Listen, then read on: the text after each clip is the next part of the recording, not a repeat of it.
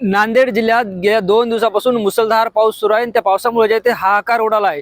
आपण जर बघितलं तर हे आसना नदीचे जे आहे ते धोक्याची पातळी ओलांडताना आपल्याला या ठिकाणी पाहायला मिळते. खरं तर काल 63 पैकी 26 मंडळात अतिवृष्टी झाली होती. आजची आकडेवारी मात्र यापेक्षा विदारक असणार आहे. आणि जे काल जे आहे ते जिल्हाभरात 12 जनावरांचाही मृत्यू झाला होता. मुसळधार पावसामुळे जे आहे ते सर्वत्र जनजीवन विस्कळीत झालं होतं. नांदेड शहरातील सखल भागामध्ये मोठ्या प्रमाणात पाणी सुटलं होतं. लोकांच्या घरात जे आहे ते पाणी गेलं होतं आणि एकंदरीत परिस्थिती पाहता रात्री झालेल्या मुसळधार पावसामुळे नांदेड जिल्ह्याची परिस्थिती अजून बिकट होण्याची शक्यता आहे.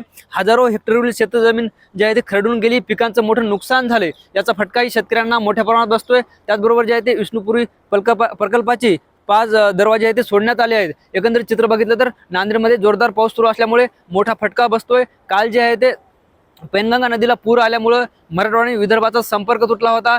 किनवट माहूर तालुक्यातही मोठ्या प्रमाणात पाऊस झाला होता. हिमायतनगरलाही पावसाने येडा घातला होता. आजही तीच परिस्थिती आहे. आता पावसाने विश्रांती दिली त्यामुळे जे ते अनेक नागरिकांच्या जीवात जीव आलाय. मात्र असं असलं तरी अजूनही आभाळ पाहायला मिळतं, ढग पाहायला मिळतं. त्यामुळे जे आहे ते पावसाची शक्यता आहे. हवामान खात्यानं रेड अलर्ट जारी केला आहे. प्रशासनाच्या वतीनंही काळजी घेतली जाते, आवाहन केलं जाते कोणीही घाबरू नये. मात्र पावसाचा जोर पाहता नागरिक जे आहे ते भयभीत झाले चित्रही या ठिकाणी पाहायला मिळतं. एकंदरीत पाऊस उघडला पाहिजे अशीच अपेक्षा आता नागरिकांना व्यक्त होते. ज्ञानेश्वर लोंढे, TV9 मराठी, नांदेड.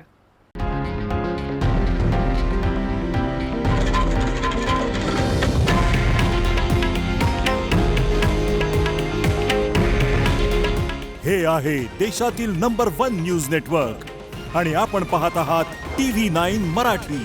काळजी तुमची, हित महाराष्ट्राचं.